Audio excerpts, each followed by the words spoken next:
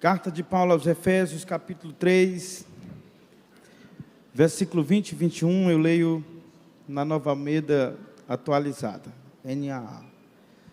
O texto sagrado diz assim: Ora, aquele que é poderoso para fazer infinitamente mais do que tudo o que pedimos ou pensamos, conforme o seu poder que opera em nós.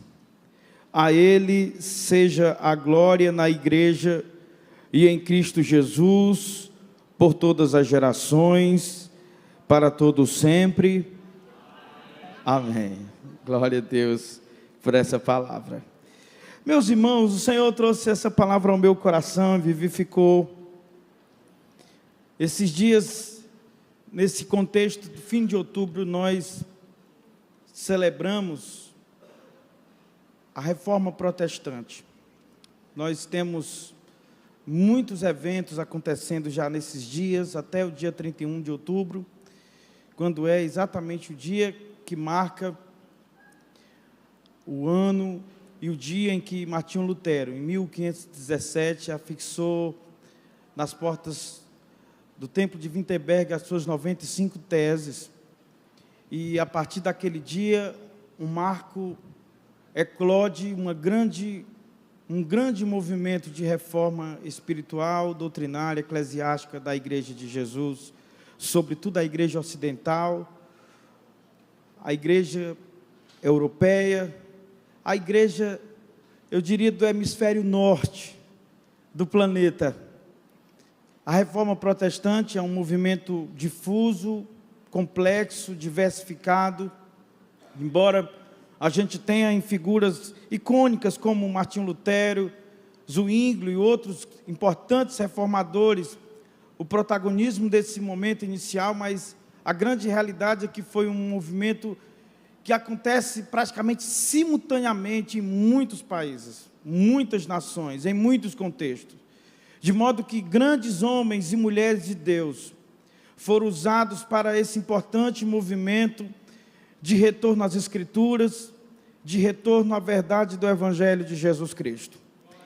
E nós precisamos lembrar disso. Pensando nisso, Deus me trouxe uma palavra baseado nesse princípio tão caro da Reforma Protestante. Os reformadores escreveram muitas coisas, pregaram muito sobre a glória de Deus, sobre as Escrituras, sobre as verdades do Evangelho. E com o passar do tempo, meio que se criou uma síntese de tudo que foi ensinado, sobre tudo daquilo que Lutero ensinou, e essa síntese se elaborou a partir de 5 lemas, de 5 princípios, chamados as solas: somente a graça, somente a fé, somente Cristo, a glória somente a Deus. E essas 5 solas têm sido os princípios que norteiam e que marcam tudo aquilo que foi ensinado e pregado pelos grandes pais reformadores da igreja. Por que eu quero nesta manhã pregar sobre isso? Me veio à mente exatamente esse lema tão importante: a Deus, somente a Deus a glória. Só lhe deu glória. A glória somente a Deus. Porque, ao meu ver, meus irmãos, aqui está o mais importante de todos os princípios que já elenquei: somente Cristo, somente fé, somente a graça, somente as Escrituras, e a Deus, a Ele, somente a Ele seja dada a glória. Eu acho que nós precisamos lembrar o tempo todo disso. Não só desse princípio, mas a importância da Reforma Protestante. Sobretudo porque a Reforma Protestante não foi um ato isolado e definitivo. Já se dizia naquele tempo, e acho que é muito válido dizer, a igreja é reformada e sempre se reformando. Porque esse ato de vigilância, ele é contínuo, meus irmãos. A vigilância quanto às doutrinas, a vigilância quanto ao verdadeiro Evangelho, a vigilância quanto à glória que deve ser dada somente a Deus, heranças benditas recebidas se perdem em pouquíssimas gerações. A história vai mostrar isso. Aquilo que foi conquistado pelos reformadores, a história mostra que em pouquíssimos anos depois, pouquíssimas gerações posteriores, muita coisa já havia se perdido.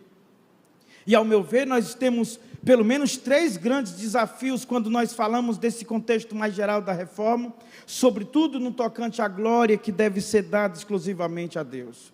E o primeiro desafio é um desafio geográfico.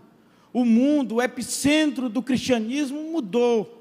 Se durante séculos o cristianismo esteve majoritariamente localizado no que a gente chama de hemisfério norte, sobretudo os países europeus, já é reconhecido, e muitas obras da história da igreja recente mostram que há um movimento levando o epicentro e toda a pujança do cristianismo contemporâneo para aquilo que a gente chama de hemisfério sul, os países latino-americanos, países africanos, países asiáticos. A grande força do cristianismo global está no hemisfério sul. Os países do hemisfério norte praticamente vivenciam nas últimas décadas um enfraquecimento da fé. Igrejas, templos se tornando museus, teatros, mesquitas islâmicas. E quando você olha para esses grandes centros que foram berços de grandes avivamentos, como a Alemanha, a Inglaterra, a Escócia, a própria América do Norte, você olha para esses centros e imagina uma igreja capenga, envelhecida, morrendo. Eu leio sobre isso recentemente, relatos de igrejas históricas fechando e se acabando. Eu estava lendo recentemente de uma igreja, os pastores na porta lacrando a igreja, dizendo: aqui não tem mais uma igreja de mais de 200 anos que foi pastoreada por grandes ícones que nós lemos e conhecemos. Então, se de um lado há uma igreja que está sofrendo, morrendo, envelhecendo, que não tem capacidade de reposição da memória às futuras gerações, no hemisfério sul há uma igreja vigorosa, crescente, poderosa. Há uma igreja que cada vez mais se torna conhecido no mundo. Mas isso traz um desafio, porque crescimentos trazem desafios, meus irmãos. Sobretudo o desafio da preservação da doutrina, o desafio da conservação dos princípios das Escrituras, o desafio das lideranças conservar o coração, meus irmãos, quanto às tentações do ego, às tentações do poder. E ao meu ver, esse é um problema da igreja do hemisfério sul, porque de alguma maneira muitas igrejas, sobretudo latino-americanas, assimilaram demais a cultura do seu contexto, culturas de opressão, de mandonismo, em que por muitas vezes as igrejas se revestem disso e os pastores praticamente se tornam uma cópia dessas culturas, e você vê igrejas adoecidas, sem vigor, sem graça, sem vida. E nós precisamos olhar para esse ambiente que há uma igreja crescendo e cuidar para que esse crescimento ele seja para a glória de Deus, ele engrandeça e ele seja uma expansão clara e visível do reino de Deus no mundo. A expansão da igreja, meus irmãos, não é para a nossa glória, não é para o nosso louvor, não é para a expressão cada vez mais significativa e importante da nossa igreja enquanto denominação. Não, a expansão da igreja é para a glória do Deus da igreja. E esse será um desafio permanente. Mas eu vejo que um segundo desafio, no tocante à reforma, é um desafio daquilo que eu chamo de efeito colateral das conquistas, dos princípios tão caros, meus irmãos, para a fé e para a reforma protestante. E eu isolo somente um deles, e tenho muitas vezes na sala de aula compartilhado isso com os alunos, sobretudo em história da igreja, que é o princípio tão importante do livre-exame das Escrituras. Quando os reformadores eles entenderam que as Escrituras precisam ser acessadas por todas as pessoas, e eles com isso empreenderam grandes esforços, sobretudo de tradução da Bíblia, de alfabetização, para que as pessoas lessem as Escrituras sem a mediação de um clero. E isso foi importante porque chega um momento em que as Escrituras está escrita num idioma que o povo praticamente não lê, não entende. E tudo que as pessoas ouvem e aprendem sobre as Escrituras é dos lábios, da boca de um clero, de um padre, de um líder religioso.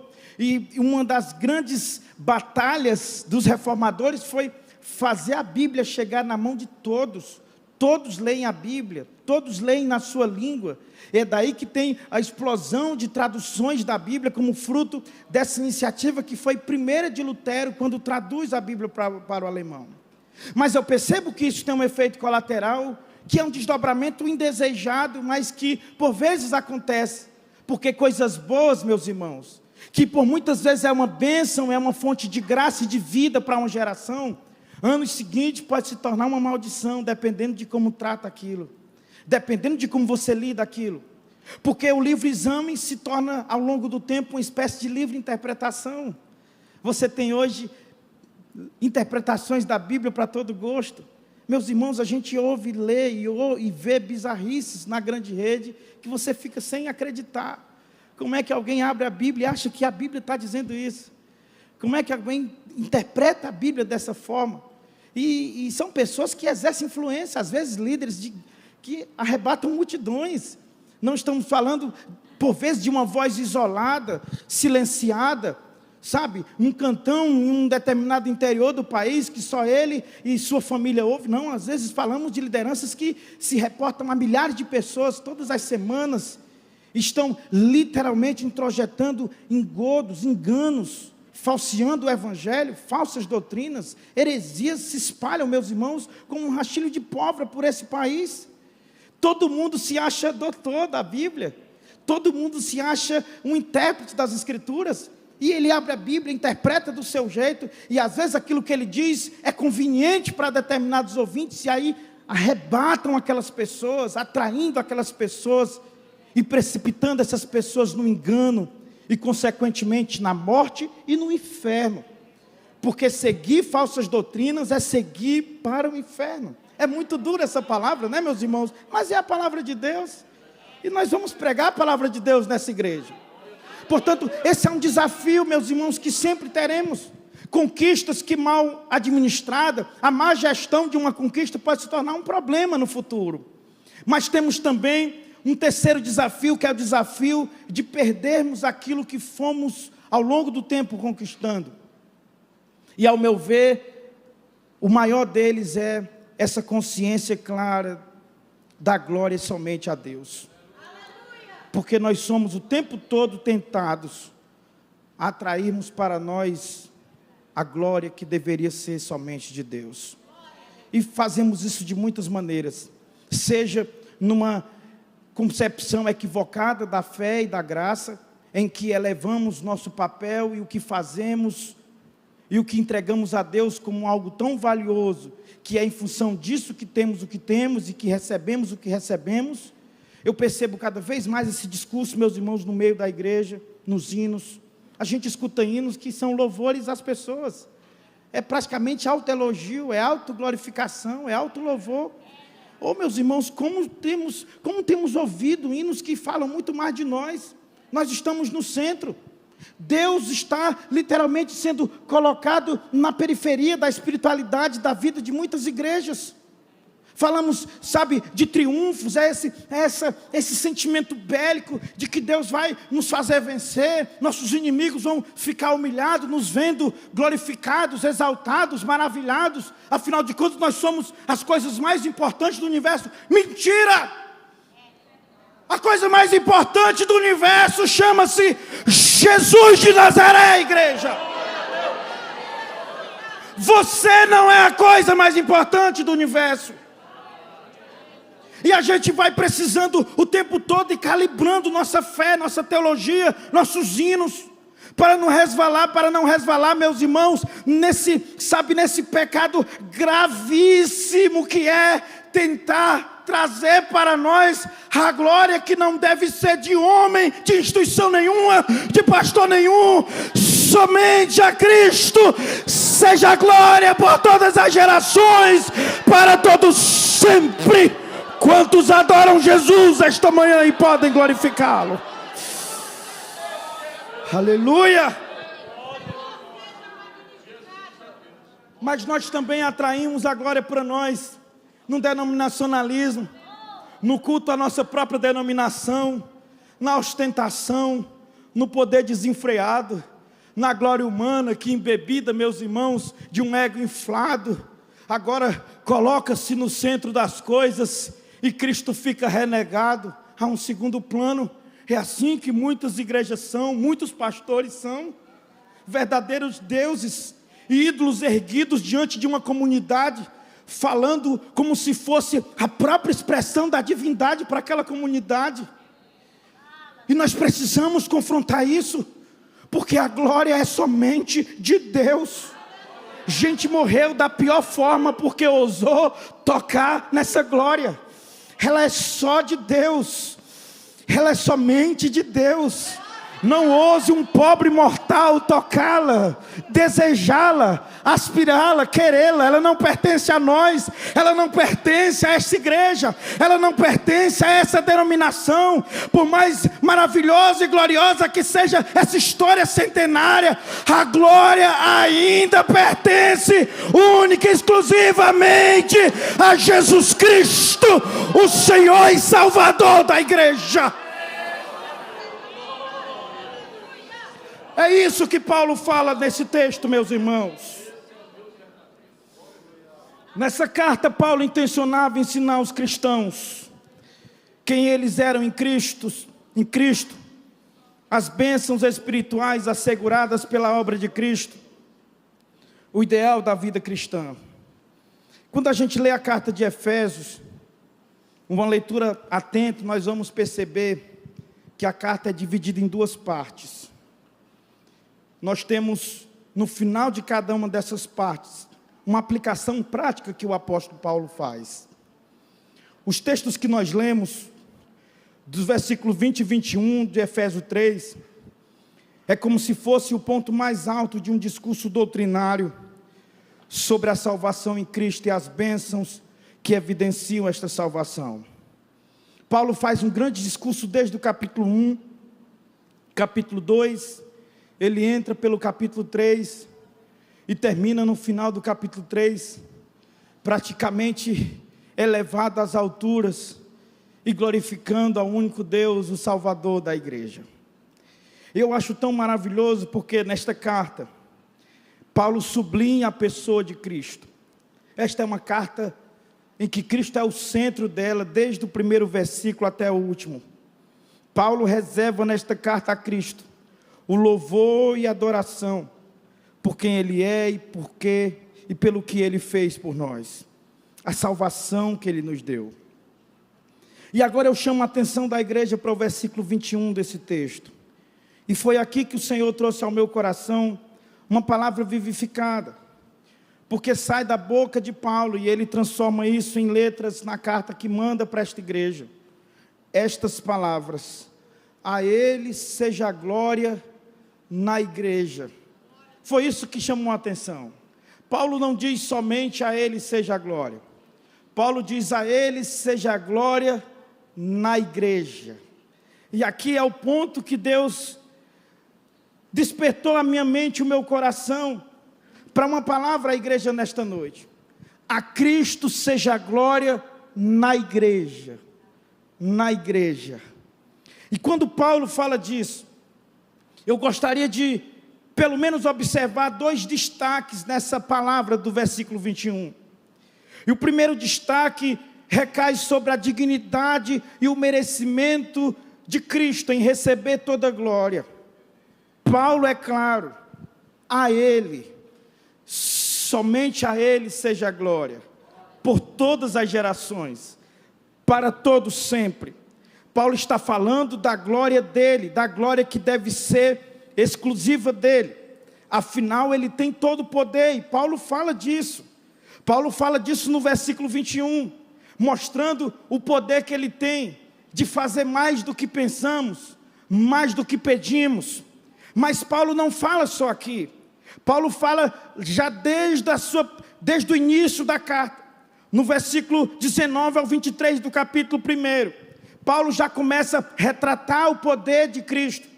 E no primeiro capítulo ele retrata o poder de Cristo, destacando que o poder de Cristo é tão grande que ele ressuscitou dentre os mortos e subiu aos lugares celestiais acima de todas as coisas.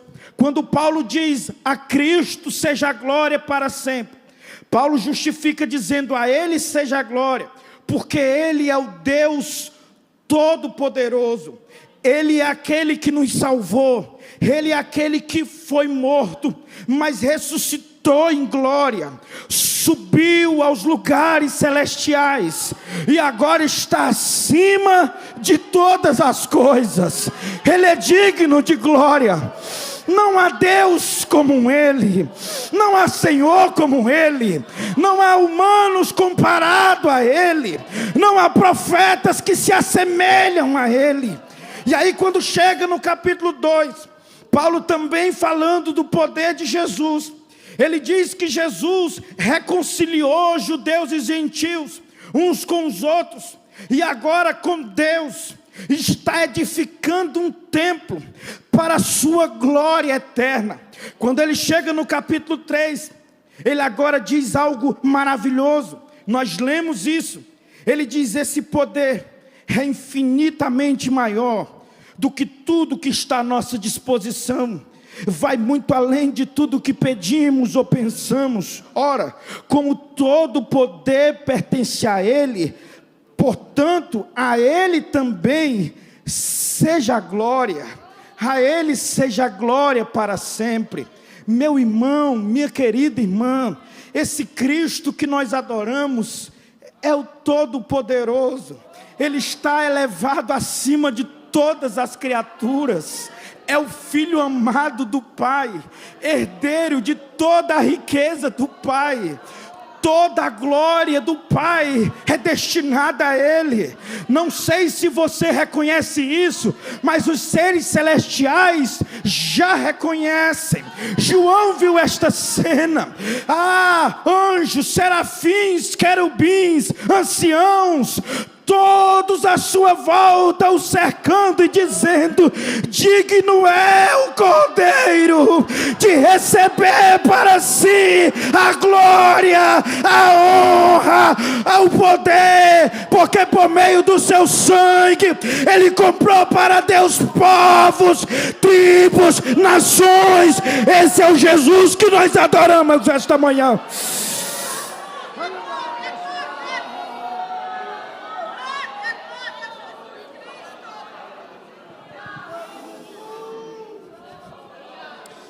Aleluia, aleluia, aleluia. Ele merece. Mas o ponto que eu destaco é por que na igreja, por que Paulo fala a Ele a glória na igreja? Qual é a relação dessa glória com a igreja? E aí Paulo vai dizer isso. A carta de Efésios é a carta da glória de Cristo por meio da igreja. E aí ele vai mostrar pelo menos 3 coisas que justifica porque a expressão a Ele a glória na igreja. Primeiro, por causa de quem Ele é para a igreja. Paulo vai dizer isso. É interessante que na carta de Efésios há uma expressão muito repetida, que é a expressão em Cristo. E aqui no grego a preposição em, ela denota instrumentalidade, fundamento. É como se Paulo repetidas vezes tentasse nos mostrar que a igreja depende de Cristo, tanto para ser quem ela é, quanto para ela continuar de pé. Cristo é tanto a causa instrumental da igreja, como seu fundamento. A igreja só faz o que faz por causa de Cristo nela. Ela só está de pé porque Cristo é a sua base, é o seu lastro. É isso que Pedro diz quando chama Cristo da pedra angular, a pedra da esquina, a pedra que sustenta a edificação. Por muitas vezes Paulo se refere a Cristo como o meio, também como a base pelo qual a igreja existe. Logo, todas as bênçãos espirituais que a igreja desfruta, todas elas acontecem por causa de Cristo. Eleição, adoção, redenção, perdão, justificação, glorificação, santificação. Todas essas bênçãos vêm e são obtidas por Ele, por causa dEle, para a glória dEle. Por isso a Ele seja a glória na igreja. Aleluia. Paulo deixa claro nesta epístola que a igreja é dele, meus irmãos. Que a igreja foi feita por Ele, que a igreja existe para Ele. Por isso que Ele o tempo todo diz em Cristo, e é como se está ali como o meio e o fundamento, como um instrumento pelo qual a igreja faz o que faz, mas também como a base que sustenta a igreja. Não há nada que a igreja faça senão por Ele, por intermédio dEle. É a graça dEle, é a vida dEle fluindo através de nós. E Ele faz isso, meus irmãos, distribuindo dons. Ele faz isso encorajando os seus santos. Ele faz isso edificando o seu povo em si próprio, como o fundamento desse grande edifício. Mas Ele também é a base desse edifício, e é justamente em função desta base poderosa e inamovível que esta igreja está firmada e jamais poderá ser destruída, jamais poderá ser despedaçada. É por isso que as afrontas vêm, embates vêm, guerras vêm, um inimigo feroz que a todo custo e de todas as maneiras atenta contra a igreja, confronta a igreja, afronta a igreja, mas ela permanece de pé, e ela permanece porque há uma rocha poderosa que sustenta, que protege.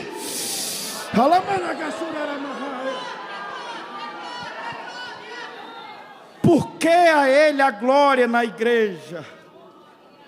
Porque Ele é a razão de ser da igreja. Porque sem Ele não existe igreja.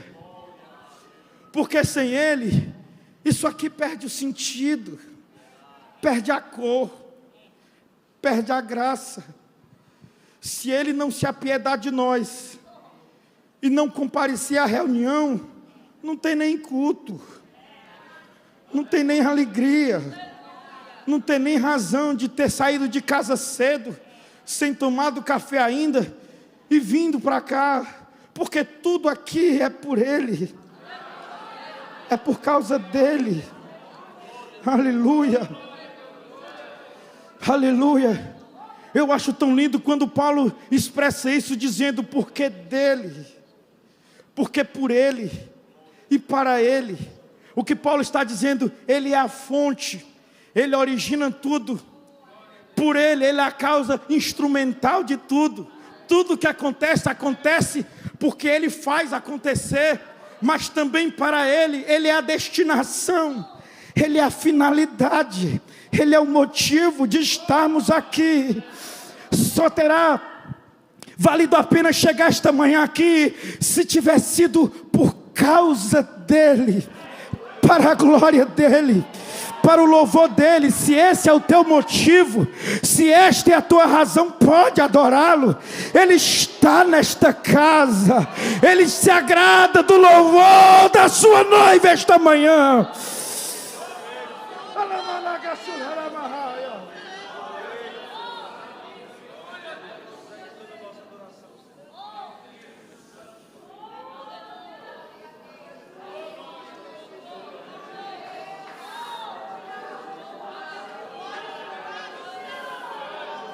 A glória dEle, a glória para Ele. Desapareçam homens, desapareçam instituições, que a glória humana feneça, que perda o brilho, que perca a cor. Que holofotes lançados sobre rostos e nomes sejam apagados. Que luzes que se acendem em função de personalidade se queimem. Que não haja ninguém além dEle brilhando. que não haja nenhuma glória no nosso meio, senão a glória daquele que é Senhor da igreja.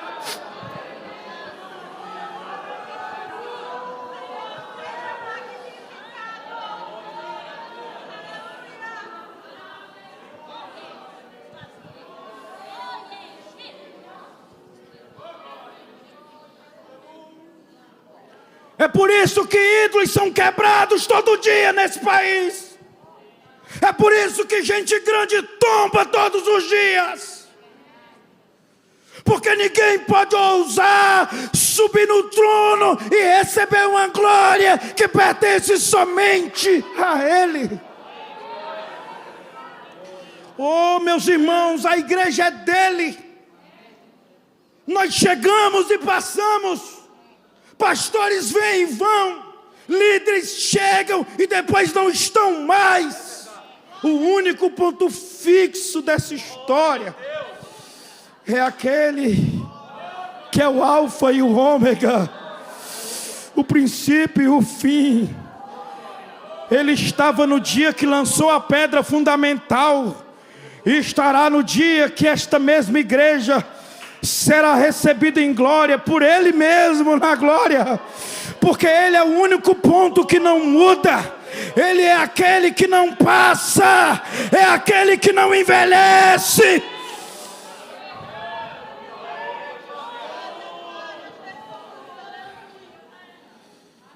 Por muitas vezes se olhou para líderes, para instituições e se disse: como será a igreja quando esse homem não estiver mais aqui?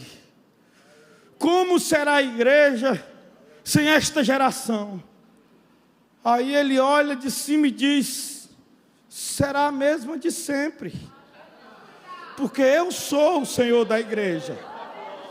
Ela existe por minha causa. Sou eu que faço ela subsistir. Ela está edificada numa rocha que não pode ser abalada. Ela está edificada na vida e na história de um homem que não passa, que não cessa de existir. Por que a glória a Ele na igreja? Primeiro, por causa de quem Ele é para a igreja. Mas em segundo lugar, os músicos já podem vir, porque eu estou indo já para a reta final. Em segundo lugar, por causa de quem a igreja é. E aí Paulo, meus irmãos, ele dá uma extensa argumentação sobre quem a igreja é. A Ele a glória na igreja, não só por causa de quem Ele é para a igreja, mas também por causa de quem a igreja é. E quem é que a igreja é, Paulo? Aí Paulo vai dizer que a igreja é a união de todos os povos, feitos um povo só, para a glória dEle. Paulo chama a constituição desse povo como o mistério que estava oculto, a revelação da multiforme sabedoria de Deus, dado a conhecer a principados e potestades nos lugares celestiais. Paulo chama esta igreja da nova criação de Deus. Ora, se os céus proclamam a glória de Deus, uma glória muito maior, meus irmãos, é reconhecida através da obra salvadora de Deus, de reconciliar homens consigo mesmo. Eu acho tão maravilhoso que a glória da igreja, ela é manifesta e revelada no próprio ambiente celestial. E Paulo fala disso, que Cristo, Ele é admirado pelos seres celestiais por causa da igreja. Os seres celestiais olham a igreja e se admiram de Cristo, eles se encantam com Cristo. Que obra tão gloriosa foi essa, de tirar a gente dali e dacolá, e fazer um povo só, e fazer um rebanho só. E aí João vê esta cena, João vê o final dessa história. Ele vê o momento em que o Cordeiro está de pé e a igreja está diante dele. E quando João vê esta cena, ele descreve que os seres celestiais, ao olharem diante do Cordeiro, toda a multidão de salvos, eles agora glorificam ao Cordeiro. Que imagem bendita. Oh, meus irmãos, é glorioso demais o que Cristo fez. Quando eu penso na igreja, gente pecadora, egoísta, orgulhosa, e Ele transforma, Ele muda, Ele congrega num lugar só. Inimigos de sangue, que se odiavam por gerações, sentam numa mesa e comem do mesmo pão, partilham do mesmo cálice. Povos que guerreiam e vão guerrear por toda a história. Meus irmãos, desses povos tem uma igreja que Cristo arranca do meio desses povos, e que um dia estarão unidos, de mãos dadas, olhando para Cristo e dizendo: Tu és digno, Tu és digno. Aquele que está sentado no trono, a Ele seja a glória, seja o louvor. Alamana gachura ramahaya.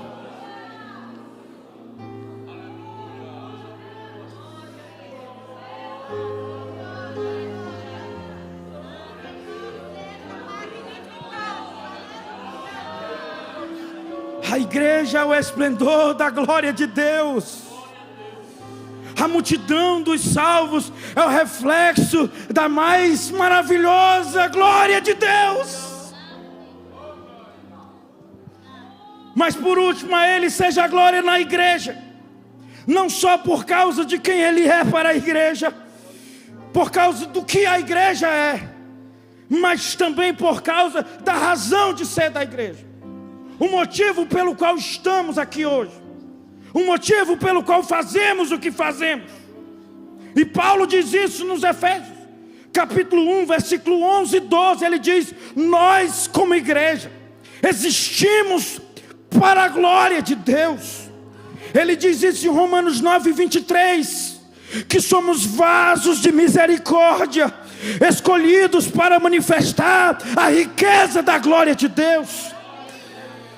Nós somos chamados para proclamar a glória de Deus, para dizer que somente a Ele seja a glória por todas as gerações, para todos sempre. Esta é a missão da igreja, meus irmãos. Se Israel tinha uma missão centrípeta, Jerusalém é o centro da adoração, e portanto Jerusalém se torna o lugar que os povos vêm, as nações vêm. E à medida que Israel testemunha a glória e a grandeza de Deus, os povos vêm para Jerusalém, para que conheçam a glória desse Deus. Ele falhou nessa missão. A igreja recebe uma missão gloriosa, mas não é mais centrípeta. Ela não fica mais parada em Jerusalém, para que os povos venham para receber e conhecer a glória de Deus. Ela agora vai, é missão centrífuga, começa em Jerusalém, passa pela Judeia, vai em Samaria e chega até os confins da terra, por onde há um crente salvo em Jesus, há um proclamador da glória de Deus. Quem está aqui nesta manhã e sabe que tem a missão de proclamar a glória dele, através da sua vida, através do seu testemunho, através da tua adoração esta manhã, adore a Ele, glorifique a Ele, e acredite, haverá um dia que o plano será restabelecido, descerá do céu uma Jerusalém celestial. João descreve esta cena: para lá fluem todos os povos e nações, de todos os lugares, para ver uma coisa só, para ver o Cristo de Deus e a sua glória. Esta cidade linda e maravilhosa será iluminada pelo próprio Cordeiro, porque Ele é a luz da cidade, Ele é a glória da cidade. E todos agora correm para lá, para vê-lo, para bendizê-lo, para adorá-lo. Eu estarei lá, não sei você, eu estarei lá. eu estarei na Jerusalém celestial. Eu testemunharei esta glória maravilhosa que enche a terra, que enche os céus, que é mais bela do que todos os resplendores desta vida e deste mundo. Fique de pé nesta manhã em nome de Jesus.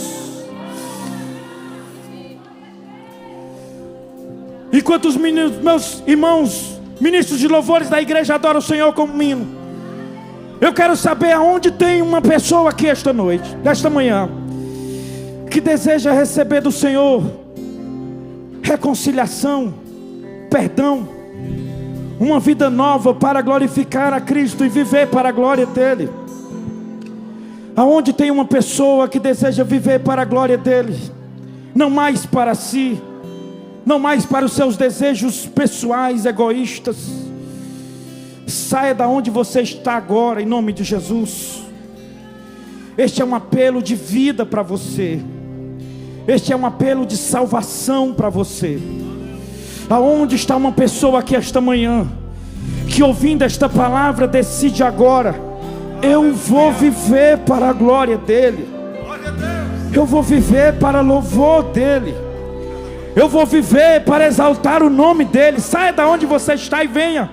Esse é um desafio que você precisa se colocar esta manhã e se propor a dar alguns passos e chegar diante do altar de Deus e dizer: Deus, minha vida será para a tua glória, a minha casa será para a tua glória. Venha agora em nome de Jesus, venha.